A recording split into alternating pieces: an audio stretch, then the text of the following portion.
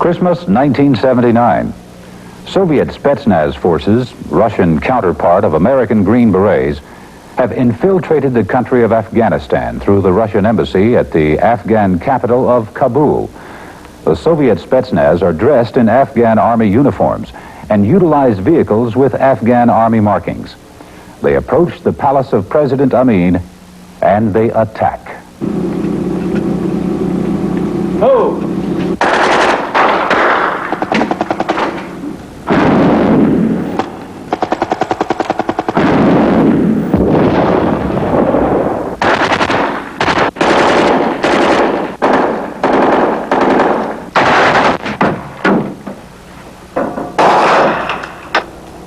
The president and everyone inside the palace was killed. Immediately, President Kemal was installed. Immediately, he called for Soviet aid. Immediately, Soviet armor moved into Afghanistan. Immediately, Soviet paratroopers landed at the airport. Afghanistan was no longer free. Albania, Yugoslavia, Bulgaria, Romania, Hungary, Poland, Czechoslovakia, East Germany, North Korea, China, North Vietnam, Guinea, Republic of Congo, Algeria, Tanzania, Central African Republic, South Vietnam, Cambodia, Laos, Cuba, Afghanistan. Never has a nation under communist rule become a free democracy. There are many kinds of war. The total war, which most Americans know as World War II, is but an almost pleasant memory. It was clear. The enemy was open. The issues were precise. The issues were firm. Today, there are police actions and conflicts. There are acts of terrorism. There are peaceful wars for the minds of men. Instead of information, there is disinformation. A world of evolving nations, each with its political and economic power struggles, has created a constant stream of special situations. For a general war, for an unconventional war, for special situations, the United States Army has developed the Special Operations Forces.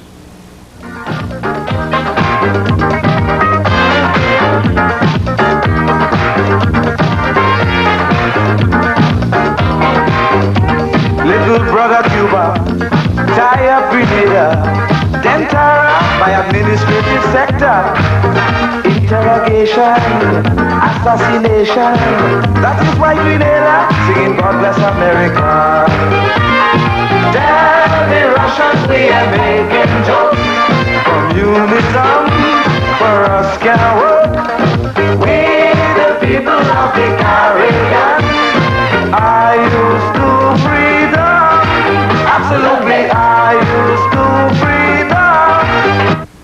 Special Operations Forces consist of 5 elements: Special Forces, Civil Affairs, Psychological Operations, Special Operations Aviation, and Rangers. And now, Civil Affairs. Members of the United States Armed Forces must comply with the provisions of international agreements and law when dealing with the people and governmental agencies of a host of liberated territory. The United States Armed Forces must also comply with the provisions of United States national law. There are 4 basic missions of civil affairs. United States Army Civil Affairs soldiers support general purpose forces missions in wartime by identifying for the tactical commander local civilian resources, facilities, and support for U.S. forces through area studies and on-the-ground area surveys. Civil affairs soldiers also assist in minimizing local population interference with U.S. military operations. An example of this is refugee or displaced persons evacuation and care.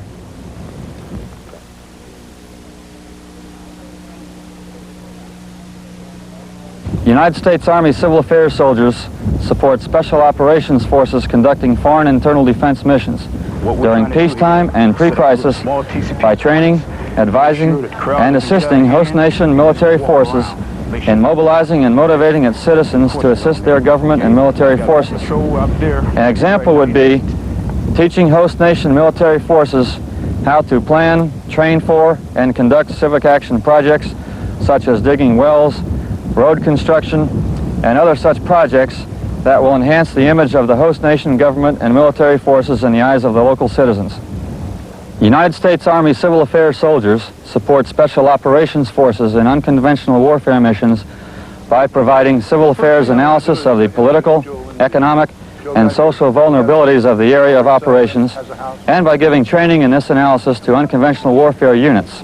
An example of this assistance is a Civil Affairs EEI, or Essential Elements of Information briefing prior to a Special Operations Forces mission. Civil Affairs. I'm here to give you your CA portion of the brief Urgent Fury. In this AO, the language will generally not be a problem. A majority of the population speaks English, even though they speak a Creole English, which is a French-based English, or you may hear some speaking with an Australian accent or a heavy British accent. United States Army Civil Affairs soldiers also support civil administration missions directed by the National Command Authority. These civil administration missions include assisting a host government to improve or maintain a stable and viable civil government, or establishing a temporary civil administration in friendly territory where U.S. forces are located in order to maintain order and temporarily provide life-sustaining services until the host government can be reestablished. Additionally, civil affairs forces can establish a civil administration in enemy territory occupied by U.S. forces to provide for life-sustaining services such as water, electricity, to maintain order, and to control the distribution of goods and services within the occupied territory until autonomy is restored to civil authorities as directed by the National Command Authority. Civil affairs operations are those activities conducted in peace and in war which facilitate the relationship among U.S. military forces, civil authorities, and people in a nation in which those military forces are operating. In a free country, these activities are accomplished through coordination with local officials when possible. They are covered by a treaty or an agreement, such as a status of forces agreement. Civil affairs personnel require language proficiency and area expertise in their area of operation. Now, psychological operations. The purpose of all psychological operations is to create in foreign groups the emotions, the attitudes, and the behavior to support the achievement of national objectives. Psychological operations, PSYOP, will influence policy and decisions, the ability to govern, the ability to command, the will to fight, the will to support, the will to win. Psychological operations can increase the combat power of friendly forces and adversely affect the combat power of the enemy. This is accomplished basically by attacking the identified weaknesses of the opposing forces through a planned and coordinated PSYOP campaign. The PSYOP tools are radio,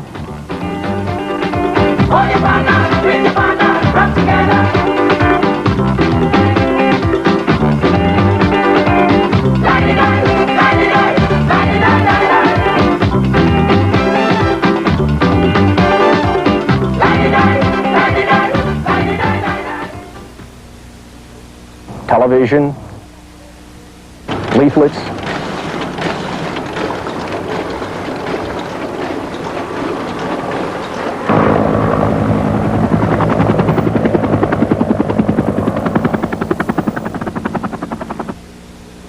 newspapers. Let's get that to the press as soon as you can. Right. Loudspeakers. Serán retornados a Cuba comenzando el 4 de noviembre de 1989. 100 serán retornados el primer día. And face-to-face communication. The recent Grenada action provided a classic example of psychological operations. PSYOP teams went in with the first combat troops, and they stayed after the troops were gone. Television was not used in Grenada. There were very few sets in the country. But in another situation where those few TVs were owned by key government personnel or other leaders, television would have been an ideal medium to use. United States Army PSYOP personnel are trained and prepared to support in these actions.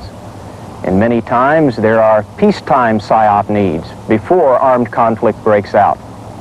PSYOP effectively builds combat power, both strategically and tactically. When combat units are required to adopt a defensive posture, PSYOP can remain on the offense. In retrograde operations, PSYOP provides civilian control measures and can support counterattacks. In relief operations, PSYOP can remain to support the incoming unit. In consolidation operations, PSYOP will reorient and educate the civilian population in liberated or occupied areas. The United States Army PSYOP mission is to support U.S. national policy, to support military operations, and to be prepared to conduct PSYOP unilaterally or in support of other military services and United States government agencies. We also give PSYOP training, advice, and assistance to other U.S. armed forces and friendly nations. Psychological operations create a favorable image, gain popular support, and weaken enemy forces. PSYOP is now a major weapon in 20th century warfare. Now, Special Operations Aviation. Special Operations Forces Aviation basically turns on two things. They are the different aircraft available as well as the tactics to be used. Naturally, both are determined by the mission. We may use the UH-60 Black Hawk or the UH-1H Huey helicopter to complete the assigned mission. Most of the Special Operations Forces missions are clandestine and high risk. Therefore, we will use many tactics and seldom do we fly in a straight line. As well, we are trained in techniques and procedures for air operations in support of unconventional warfare, which may be applied to other Special Operations missions. Special Operations Forces Aviation is prepared to fly on short notice anywhere in the world.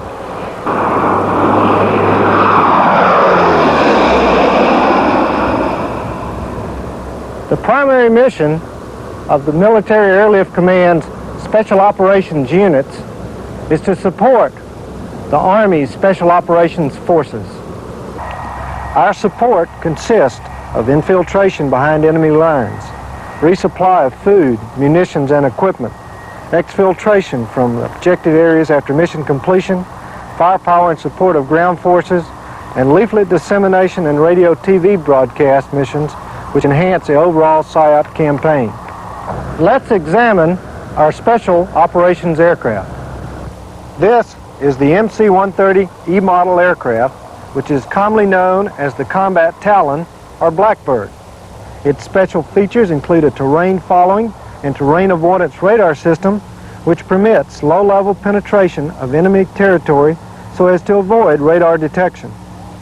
Its sophisticated navigational package allows it to pinpoint hard-to-find drop zones and landing areas.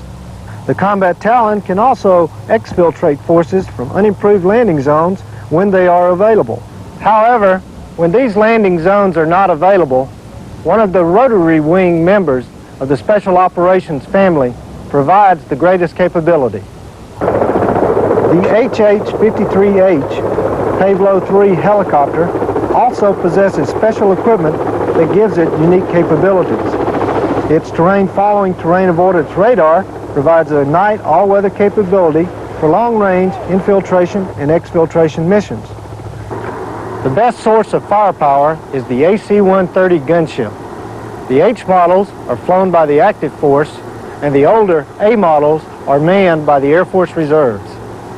The AC-130's ability to support ground units with surgical and timely firepower was well demonstrated in the recent actions in Grenada. The gunship can attack critical enemy positions without jeopardizing nearby civilians or causing unnecessary collateral damage.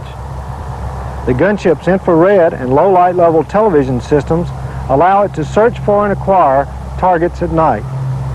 Once the target is acquired, one of 4 weapon systems can be used. The 2 7.62 miniguns are effective against personnel in the open. The 2 20mm Vulcan cannons can be used against light trucks and personnel. The 40mm cannon proved itself as a truck killer during the war in Vietnam, and the H model's 105mm cannon is effective against enemy bunkers, lightly armored vehicles, and personnel. Both the gunship and the Combat Talon are equipped with in-flight refueling capability to provide for longer range and increased station time. The United States Air Force Special Operations personnel and equipment can provide the support needed to get the job done.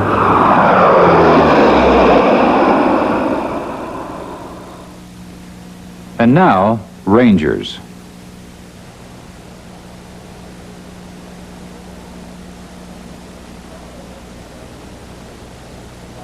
The primary mission of Ranger units is strike operations. This includes raids against high-value targets, interdiction of lines of communications, recovery operations of sensitive equipment or personnel, and any mission assigned by higher authority. Rangers are the primary light infantry ground force available to U.S. planners for the conduct and support of special operations. They can be deployed anywhere in the world on short notice by land, air, or sea, supporting United States resolve or support of allied nations or host countries. The employment of such a force provides a clear signature of our readiness to commit combat forces to protect U.S. interests abroad. Rangers are elite forces composed of highly trained and motivated soldiers. All are airborne qualified, and most are Ranger qualified. The unique thing about Rangers is that they are four-time volunteers. They volunteer for the Army, they volunteer for airborne training, and then they volunteer to serve in one of the Ranger battalions. After serving in a rifle squad for a reasonable amount of time and being selected by their chain of command, finally they volunteer for attendance at the United States Army Ranger School. Rangers are highly trained in light infantry tactics. They receive extensive training in patrolling techniques, airborne and air mobile operations. To enhance their capabilities, Rangers conduct off-post deployments to include jungle, desert, and Arctic environments each year. Selected members of each battalion conduct special skills training in advanced demolitions, scuba, and halo insertion techniques.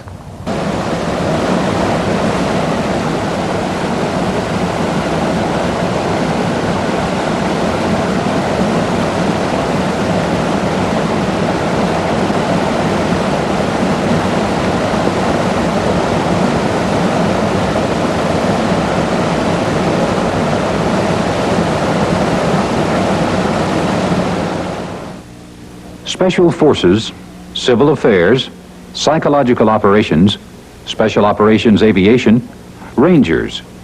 Those are the 5 components of the Special Operations Forces. The 5th Special Forces Group is stationed at Fort Bragg, North Carolina, with 3 battalions. The 7th Special Forces Group is also stationed at Fort Bragg, North Carolina, with 2 battalions, while its 3rd Battalion is in Panama and under the operational control of SOUTHCOM, or Southern Command. The 10th Special Forces Group is stationed at Fort Devens, Massachusetts, with 2 battalions and 1 battalion deployed to Germany and under the operational control of EUCOM, or the European Command. The 1st Special Forces Group will be reactivated soon. I'm Captain Kaufman, assigned to the 5th Special Forces Group, and I command the basic unit of Special Forces, the A Detachment. 54 A detachments comprise the Special Forces Group, with an authorized strength of 1,200 officers and men. The missions of Special Forces are to conduct foreign internal defense, unconventional warfare operations, strategic reconnaissance, and strike operations in support of U.S. national objectives, military strategy in times of peace or war. Special Forces A detachments also conduct joint operations with our allied military units, whom we refer to as our counterpart forces. In order to accomplish these highly sensitive and important missions, Special Forces A detachments are language trained and area oriented. This means that all detachments are targeted against specific areas of the world, required to learn the language, geography, customs, traditions, and social mores of its people in order to work more cohesively with the local populace. This time I'd like to introduce my detachment. It's been specially formed to show its composite language capability and military occupational skills. Each individual will explain his duties and responsibilities, both in his foreign language specialty and in English. 我是支队指挥官，负责新援和管理支队。我们是受过总统外国战队一起工作。As the detachment commander, I'm responsible for training and control of the detachment. We're trained to work with foreign forces. However, we also have the capability of conducting unilateral strategic special operations, and I speak Chinese. Je suis lieutenant Sauter, l'officier adjoint et le commandant second du détachement. I'm Lieutenant Sauter, the detachment executive officer and second in command. My duties include supervision of all administrative and logistical matters of the detachment and our counterpart forces. We are prepared to provide advisory assistance in one or all of the following areas: tactical operations, intelligence, psychological operations, and population and resource control. An inherent capability of this detachment is to split into two elements or strategic reconnaissance teams. I would command one of these teams. I speak French and Greek.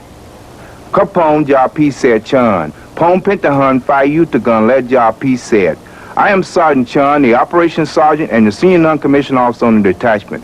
I advise the detachment commander and his counterpart on planning, operation, and training. I can advise and present instruction in small unit tactics such as raids, ambushes, and patrolling. I received advanced training in parachute packing and light weapons. I'm cross-trained in demolition and communication, and I speak Thai and Laos. Sono Sergente Borschu, the Sergente Intelligenza. I am Sergeant Borschu, the Intelligence Sergeant. I am trained in intelligence and counterintelligence operations. My responsibilities include a continuous analysis of the enemy, terrain, and local population. During low-intensity insurgencies, I advise the detachment commander and his counterpart on methods of conducting denial operations, border surveillance, identification, and interrogation procedures. In the unconventional warfare mode, I advise the detachment commander and his counterpart on planning, training, and organizing clandestine intelligence operations to include escape and evasion nets. I'm cross-trained in light and heavy infantry weapons. I've received advanced training in Arctic, mountain, and pathfinder operations. I speak Italian and French. Yo soy Sargento Lozano, el médico del destacamento. Proveo el entrenamiento y el apoyo a nuestras fuerzas y las fuerzas aliadas. I am Sergeant Lozano, the medical supervisor. I train and support our counterpart forces. I am responsible for the health and welfare of the men of this detachment and to those indigenous personnel with whom we operate. I am proficient in all aspects of emergency medical care to include first aid, minor surgery, evacuation, sanitation, hospital administration, and medical supply procedures. I can organize and supervise first aid stations, field hospitals, and dental clinics. I have received advanced training in underwater operations, desert, jungle, and mountain operations. Additionally, I've been cross-trained in heavy weapons and communications. I speak Spanish. I'm Rakib Stewart, Rakib Muhandis. I am Sergeant Stewart, the Engineer Sergeant. I am responsible for all engineer training, construction projects, and demolition conducted by our detachment to our counterpart forces. I am trained in both American and foreign mines, booby traps, and explosives. I received advanced training in mountain, desert, Arctic, urban, and ranger operations. I'm cross-trained in light infantry weapons. I speak Arabic. Mein Sergeant Irvin Hun. Mein body Hatiron Kaagwa Hun. I am Sergeant Irvin, the heavy weapons leader. I'm responsible for all crew-served weapons training conducted by our detachment to counterpart forces. I am trained in both American and foreign crew-served weapons. I am also prepared to present instruction in small unit tactics. During peacetime, I assist in training civil disturbance and disaster relief forces. My cross-training and other skills permit me to work with local police and other security forces. I've received advanced training in military operations in the mountains, jungles, desert, ranger, and special operations. I'm cross-trained in demolitions. I speak Urdu. Ana Rakib Gregory, El Rakib Leslie Head El Khafifa. I am Sergeant Gregory, the light weapons leader. I am responsible for all individual light weapons training conducted within this detachment and to our counterpart forces. My duties and responsibilities are similar to those of the heavy weapons leader. In a military assistance role, I can provide training in survival, methods of instruction, and small unit tactics. I received advanced training in military free-fall parachuting and special operations and tactics. I'm cross-trained as a medic and in communications. I speak Arabic. Siak Sargento Boncayo, Supervisor de Radio Aparador. I am Sergeant Boncayo, the Radio Operator Supervisor.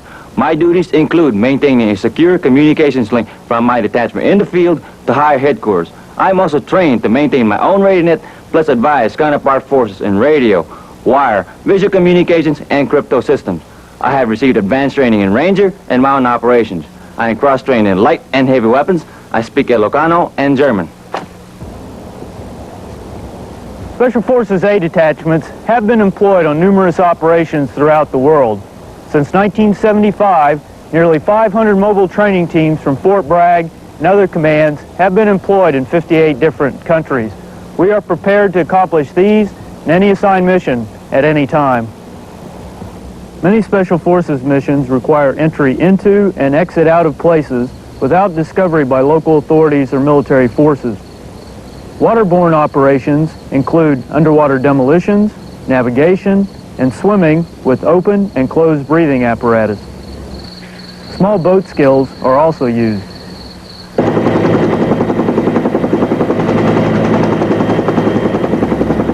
A detachments are highly experienced in air operations, whether it be a normal helicopter move forward,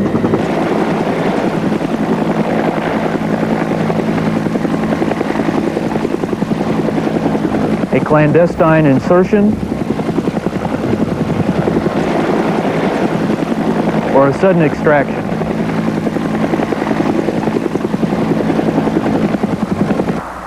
The United States Air Force often provides aircraft for Special Operations Forces. The jumps may be a normal static line jump, or it may be HALO, high altitude, low opening jump.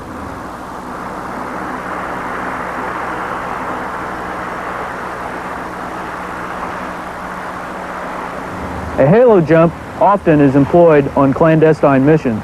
The team exits at high altitude wearing oxygen masks and cold weather gear. Free fall to low altitude, then maneuver with directional steering chutes to a specific small target rendezvous. Unconventional warfare is one mission of Special Forces. It may be conducted in remote, urban, or rural environments in times of peace or war.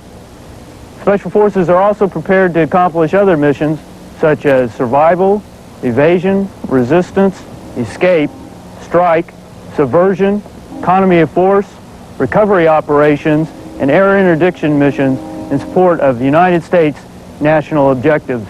It should be noted that 58% of the Army's Special Forces strength rests in reserve units. There are 2 U.S. Army Reserve Special Forces groups, the 11th and the 12th, and 2 Army National Guard Special Forces groups, the 19th and the 20th. The 96th Civil Affairs Battalion and the 4th Psychological Group are the only units of their kind in the active Army structure. Both are stationed at Fort Bragg, North Carolina. About 99% of our civil affairs assets and about 80% of our PSYOP assets are in reserve components. Currently, there are 2 U.S. Army Ranger battalions. One is stationed at Fort Lewis, Washington, and the other at Fort Stewart, Georgia. They, too, are a part of the Special Operations Command. Plans are currently underway to expand Ranger forces. Special Operations Forces function under many varied command and control arrangements. The exact structure is determined by the assigned mission, tasks, and the requirements of the commander. The mission, the size, the composition of resistance forces, the enemy situation, and the political situation are some of the factors influencing the selection of Special Operations Forces which may deploy into an unconventional warfare operating area. The same factors influence command and control. The terms war and warfare have acquired different meanings over the years. Today, there is little probability that a formal declaration of war by one nation upon another will occur, except in conflict situations at the higher end of the conflict spectrum, or as a last desperate measure to ensure the survival of a nation. The conflict spectrum ranges from high probability, low risk situations, such as terrorism and unconventional warfare, to low probability, high risk situations, including nuclear war. How does such a spectrum apply to Special Operations Forces? The National Command Authority needs forces which have a capacity to work and win in the twilight and fuzzy gray areas between general peace and general war. Special Operations Forces specifically possess that capability. We define a low-intensity conflict as the limited use of force for political purposes by nations or organizations in order to coerce, control,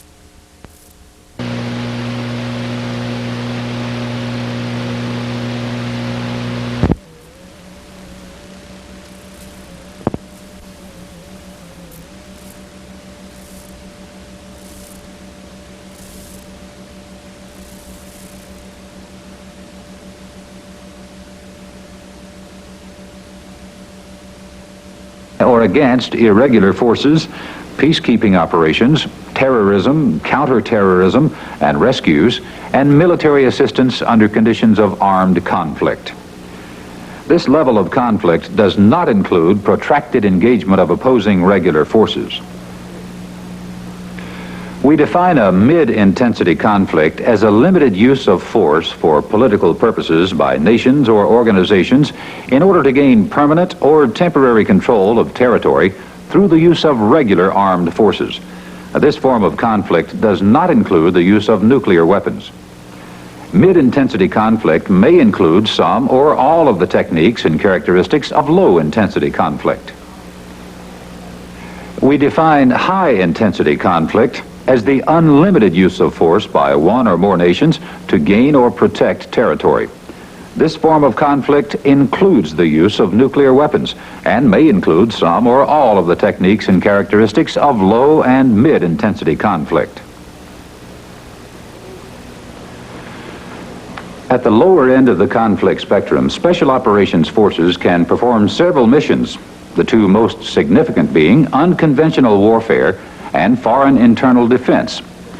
Pre-crisis operations allow United States decision makers to become involved in foreign areas of national interest while their range of policy options is still wide open. These operations enable the United States to assist countries in maintaining and improving their own security before a situation has deteriorated to the extent that conventional forces are required. Thus, the potential for intensified, higher risk, higher visibility conflict is decreased. Special Operations Forces give the National Command Authority needed flexibility in responding to threats at levels below conventional war and in a form and fashion appropriate to the challenge. Military operations conducted by these Special Operations Forces utilize highly trained, equipped, and organized DoD resources against strategic or tactical targets in pursuit of national, military, political, economic, or psychological objectives. They may support conventional military operations, or they may be committed independently when the use of conventional forces is either inappropriate or unfeasible. Sensitive peacetime operations are normally authorized and conducted under the direction of the NCA or the designated commander. The special operations may include unconventional warfare, counter-terrorist operations, collective security, psychological operations, and civil affairs measures. Special Operations Forces Unified Commands are committed to specific areas of the world. The European area is designated as SOC-EUR.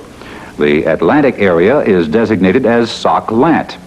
The Pacific area is SOC-PAC, and the Latin American area is designated as SOC-South. All other Special Operations Forces are commanded by SOC-CENT. For foreign internal defense, these soldiers are in the first phase of military training in their home countries by one of the Special Forces groups. They're being introduced into new equipment and training techniques that will allow them to eventually maintain the peace and security, foreign internal defense, of their own country. For unconventional warfare, these soldiers are undergoing training in unconventional warfare using U.S. furnished equipment. Training consists of weapons proficiency, communications, medical, and operational techniques. Well, our leader here right now, our advisor, Tops, as he's known, he's great to me, and he's going to guide us, and as I will guide my men in the future. And I want to say praise to them and to the American government, and especially the members of the Fort Bragg in North Carolina for the training I received from them. Thanks. For strategic or tactical reconnaissance,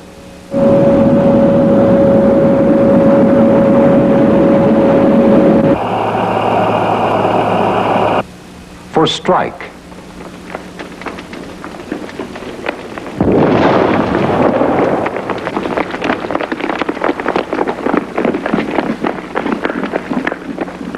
for strategic and tactical psychological operations, Cualquier cubano todavía en el país. For civil affairs operations,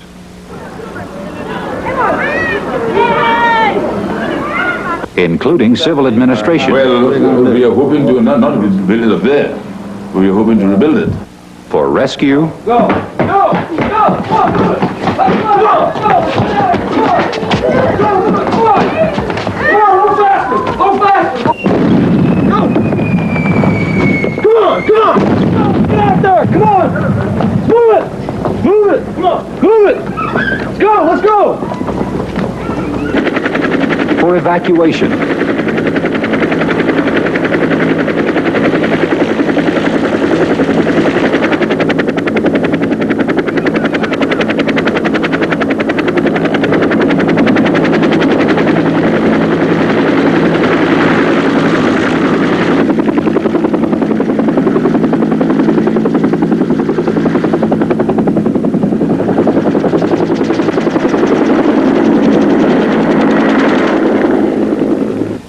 For humanitarian operations. Kind of get them in a position or a line. We'll take the youngest first, and we'll work up to the oldest.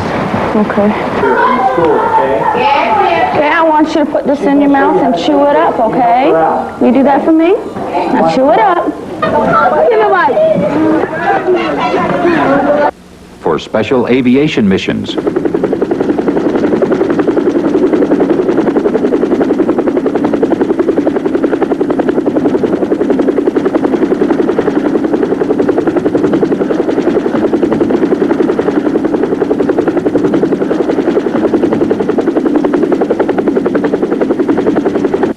For sabotage.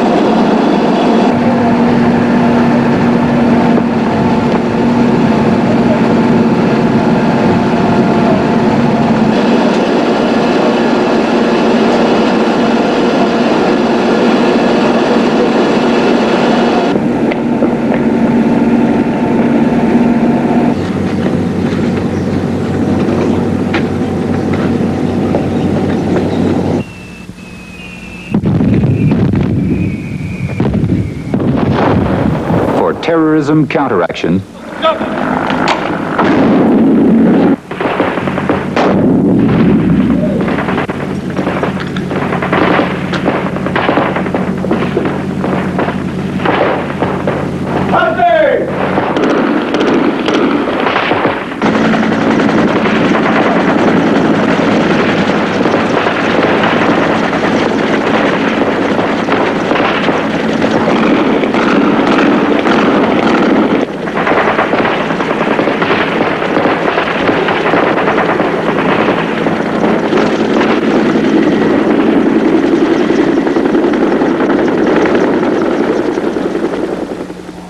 Special Operation Forces are ready.